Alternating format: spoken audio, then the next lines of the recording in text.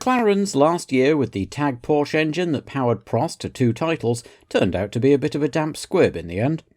Prost started well with 2 wins, but in the final analysis the team had fallen behind their competition and, while Prost could usually be found in and around the podium places, he looked less and less likely to take that landmark win as the season went on.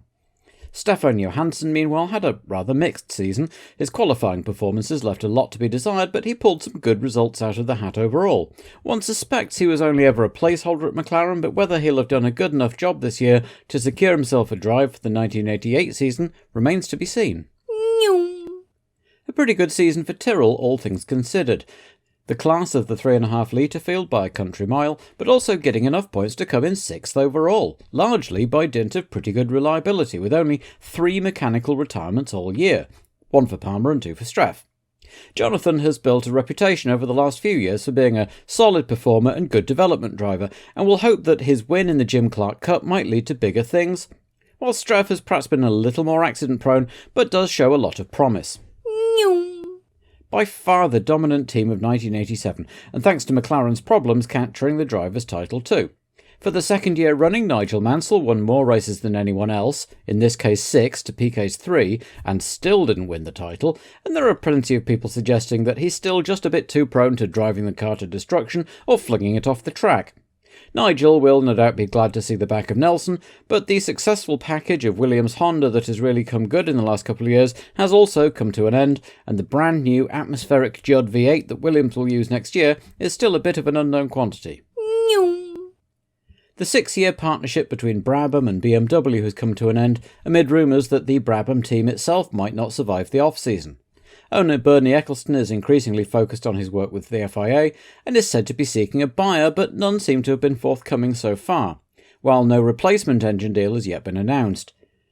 The team have increasingly lost their way in the last couple of years, with the departure of talismanic designer Gordon Murray seeming to put the final nail in the coffin. It would be a shame for the great name to depart Formula One, but this is not a particularly sentimental business.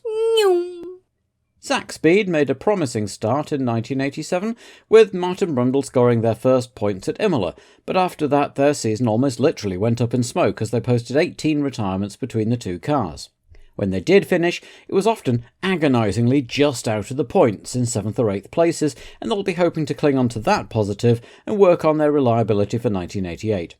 Martin Brundle, having swapped Tyrrell for Zach Speed to continue enjoying turbo power, is reported to be thoroughly disenchanted and probably on his way for 1988, and if so, the team will miss his talent but hopefully find a good replacement. Lotus disappointed many in 1987 after a strong 1986 for Senna. The development of the active suspension system looked promising for a while and seemed to give them an advantage on the streets of Monaco and Detroit, but elsewhere the system proved to add weight and drain power without really helping much. Senna was always around the points and often on the podium, but was often seen on the track being left in the wake of the Williams cars using the same engines. Senna is undoubtedly a great driver and a future champion, but replacing him is a great driver and a 3-times champion, and the team will also become the sole beneficiary of Honda's attention. In the second car, Nakajima had an inconsistent season, often running quietly and reliably, if not particularly quickly, occasionally showing his competitive side, as in Suzuka, but also getting involved in far too many accidents for a driver of his age and experience in single-seat racing. The little French team were usually the slowest of the 3.5 litre cars, but their reliability in the first half of the season meant they scored category points in 8 of the first 9 races, and at the midway point of the season Pascal Fabre had completed more racing laps than any other driver. Unfortunately, once a couple more cars were added to the grid later in the season, they found themselves outpaced, and Fabre was rather shown up. His replacement, Roberto Moreno, did a little better in his short stint and, albeit somewhat fortuitously, scored the team's first World Championship point in Adelaide. Like many of the atmospheric teams, AGS will be hoping that the 1988 regulations close the gap a bit between the turbos and the Atmos, while Moreno may well find himself a man in demand. For a team that only decided to enter F1 after the end of the 1986 season, with businessman Akira Akagi putting $4 million into the venture, it's been a fairly positive season. Earlier on, they were having troubles with lots of engine failures, but the arrival of designer Adrian Newey in August and some tweaks he made to the car seemed to really improve things, and Capelli was often found leading his category. They're signed up to have the same Judd engines as Williams for next year, but much will depend on Newey's first solo chassis design and the effects of the rule changes. Arrows are fairly anonymous in 1987. They will enjoy having finished in the table ahead of the Works BMW team Brabham and fellow Megatroners Ligier, and Cheever and Warwick seem to be making the best of things, but 19 retirements over the course of the season is a lot, and the team were absolutely plagued with engine troubles. The Megatron-branded BMWs were constantly popping off their pop-off valves too early, preventing them from reaching their potential top speed. Heine Marder is still on board to massage the engines. We'll be looking at that problem in particular over the winter. The colourful Benettons never quite fulfilled their promise this year, though they usually finished in the points the 50% of the time they finished at all.